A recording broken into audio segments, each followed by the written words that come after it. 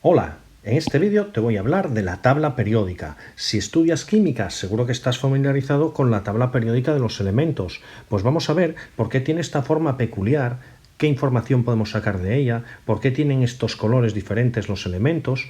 En la tabla periódica tenemos la relación de todos los elementos químicos, pero quizás alguna vez hayas pensado que por qué no están ordenados de otra forma. Podrían haberlos puesto por orden alfabético, podrían haber hecho una lista o una tabla con otra forma cualquiera. ¿Cuál es el criterio por el cual están ordenados los elementos de la tabla periódica de esta forma? Lo primero que tienes que saber es que los elementos en la tabla periódica están ordenados según su número atómico. El número atómico es el número de protones que hay en el núcleo del átomo, y todos los átomos del mismo elemento tienen el mismo número atómico, es lo que identifica un elemento. Pues resulta que el número atómico del hidrógeno es el 1, el número atómico del helio es el 2, el número atómico del litio es el 3, 4, 5, 6 para el carbono, 7, 8 para el oxígeno, y así sucesivamente hasta el último que tenemos en la tabla actualmente, que es el 118. Nos indica el número de protones que hay en el núcleo. Pero puedes pensar, ¿por qué esto está ordenado así y no están ordenados en una lista? Pues lo que se procura en la tabla periódica tiene esta forma para que los elementos que están en la misma zona de la tabla tengan propiedades semejantes, de manera que los elementos de la primera columna, que es lo que se llama un grupo, todos tienen unas propiedades características. Por ejemplo, seguro que sabes que todos tienen valencia 1. Los elementos de la segunda columna, el grupo 2, todos tienen las mismas propiedades. Lo mismo que los elementos que están en otras zonas de la tabla se ordenan para que tengan propiedades diferentes. Estas dos cosas combinadas, número atómico más propiedades semejantes en la misma zona de la tabla, es lo que hace que se haya dado esta forma determinada a la tabla periódica. En todas las tablas periódicas de cada elemento nos dan algo de información. Lo mínimo que nos van a decir siempre de un elemento es el nombre, el símbolo y el criterio por el que están ordenados en la tabla. En este caso, para el oxígeno, el 8, que es el número atómico. Y por regla general, casi siempre también nos darán la masa atómica. La masa atómica es este número que por regla general tendrá decimales. Entonces, la masa atómica del oxígeno es 15,999. Puedes encontrarte alguna tabla que te ponga 16, pero por regla general aparecerá con más precisión. O puedes encontrarte tablas como la que tenemos aquí, más a la derecha, en el que además del número atómico, la masa atómica, símbolo y nombre nos dicen otras cosas, como por ejemplo la distribución electrónica. Tienes vídeos aquí que te dejo el enlace en el canal explicando qué es la distribución electrónica y cómo se hace. En este caso, además, nos dicen también las temperaturas de fusión y de ebullición de esta sustancia, y este 1,14 representa la densidad del oxígeno a temperatura y presión ambiental. Otras tablas te pueden dar otra información, como la energía de ionización, el radio, y siempre te encontrarás un sitio que tendrás una leyenda en la que te dirán qué significa cada número, por dónde está colocado en este recuadrito de la tabla y por supuesto también en qué unidades se mide. La tabla periódica actual, que está formada por 18 columnas, a las columnas las llamamos grupos. Los grupos van del grupo 1, grupo 2, grupo 3, grupo 4, así sucesivamente hasta el último, que es el grupo 18. Por lo tanto, 18 grupos, los gases nobles son el grupo 18, y 7 filas. A las filas las llamamos periodos, del periodo 1, periodo 2, hasta el periodo 7, a los que hay que añadir los lantánidos y los actínidos que irían incorporados aquí.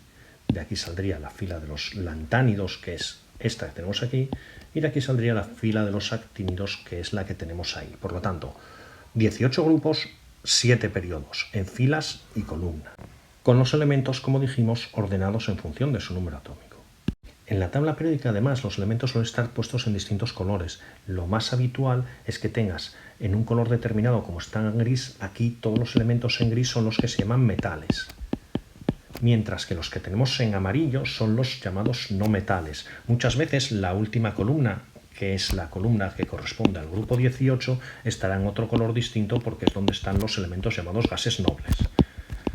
Y los que están en amarillo aquí son los no metales. Entre los metales y no metales, como las diferencias no son tan radicales, a veces tenemos otros que se llamarían semimetales o metaloides. Entre ellos estaría el boro, el silicio, el germanio, el arsénico, que comparten algunas características de metal con las del no metal, y por eso reciben ese nombre de metaloides. A los que están aquí, en estas dos filas de lantánidos y actínidos, a veces se les llama también tierras raras. Y es importante insistir que el hidrógeno, que es el que está aquí, aunque está en la zona de los metales, el hidrógeno es un no metal. Algunos de los grupos de elementos de la tabla periódica también se les suele conocer por algunos nombres clásicos, como por ejemplo el grupo 1 se dice que es el de los metales alcalinos, litio, sodio, potasio, son metales alcalinos. El grupo 2 suele llamarse el de los metales alcalinotérreos. Todos los que están aquí son los que se llaman metales de transición. El grupo 18 ya dijimos que eran los gases nobles. El grupo 17, flúor, cloro, bromo, yodo, son los halógenos. Los del grupo 16 a veces se les conoce o se les conocía de forma clásica como los anfígenos. El grupo 15, los nitrogenoideos. Grupo 14, carbonoideos, y así sucesivamente. Aunque estos nombres están más en desuso y lo más habitual es utilizar los números que identifican a cada grupo. Recuerda, grupos, las columnas, periodos, las filas, periodo 1, periodo 2, periodo 3. Además, corresponde que en la tabla los periodos indican el número de niveles energéticos que hay en el átomo, de manera que todos los que están en el periodo 4 tienen 4 niveles energéticos en los que ordenan sus electrones, los que están en el periodo 5, 5 y así sucesivamente. Además, se habla de bloques de la tabla periódica en función de la configuración electrónica. Esto se ve en cursos superiores de química, de manera que las dos primeras columnas son lo que se llama el bloque S. Todos los elementos de esta tabla, su último electrón se coloca en un orbital tipo S.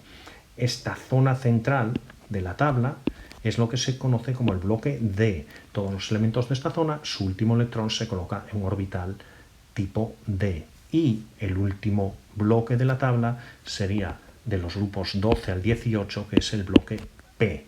El subnivel en el que se coloca este último electrón sería el bloque, un subnivel P. Y bloque F para los lantánidos y los actínidos. Además, hay otra serie de propiedades, como el radio atómico, la energía de ionización, la afinidad electrónica, electronegatividad, que se conocen como propiedades periódicas, dado que cambian de una manera regular a lo largo de la tabla periódica. Y esto tienes vídeos que te explico ahí abajo, cada una de estas propiedades periódicas, cómo se modifican y qué significan en la tabla periódica. Que, como ves, es una herramienta que en química nos da muchísima más información de la que podíamos pensar inicialmente.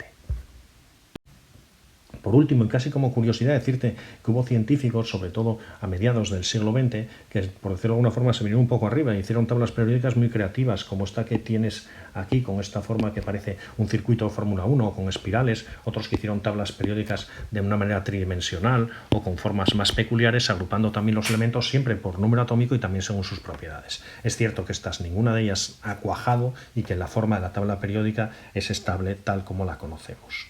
Y eso es todo. Espero que esto te haya servido para poder sacar todo el jugo y toda la información posible a esta bonita herramienta que es la tabla periódica de los elementos químicos. Tienes un montón de vídeos más en los enlaces que te dejo en la descripción. Hasta pronto.